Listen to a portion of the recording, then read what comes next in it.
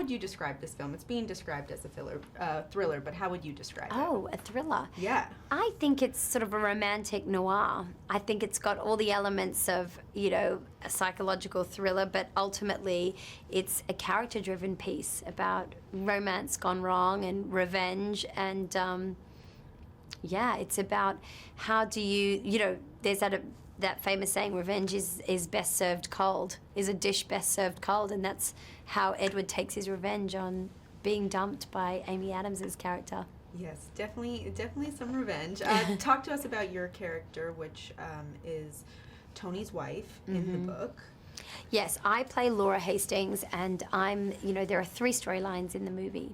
There's the present, the past, and of course there's this fictitious world, this manuscript that Susan, Amy Adams' character, is given, and I exist as sort of like the virtual avatar of her in the story.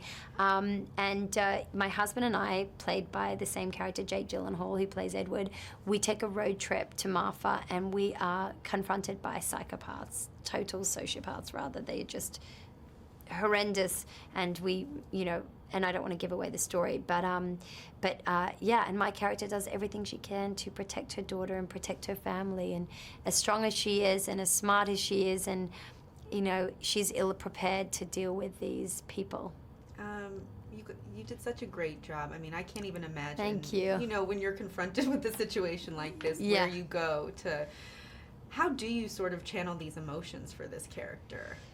I'm a mom and I have children, and so does this character, and so that sort of primal rage you feel when your nest is attacked is just, it's at the surface of every mom at every minute. You never seen crazy till you mess with someone's kids, and that's sort of the basis of my character. So I didn't have any problems with that side of it. It's just we shot it at night in the Mojave Desert, and I've had instances of being on the road at night.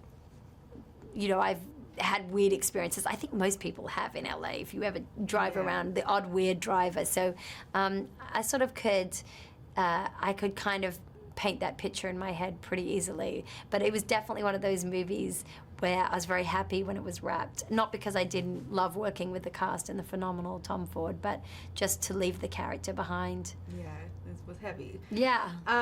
Speaking of Tom, this was his first movie in 7 years, his first film in 7 years. What is it about him as a director and also a writer that makes him so unique? First of all, I think he's incredibly brave to take on 3 storylines in one piece. That it often, those movies just don't pan out. The tone is inconsistent, or the flashbacks feel shocking, and you think, what movie am I watching? Or you care more about one storyline than you care about the other storyline, and so it was a very ambitious task that he undertook and excelled at.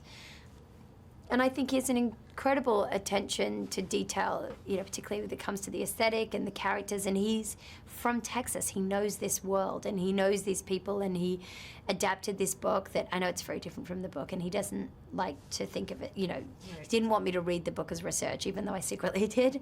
Sorry, Tom. I think he's just, he's very much about the substance, which you wouldn't think so necessarily. You'd think it would be about the style, but it's not with him.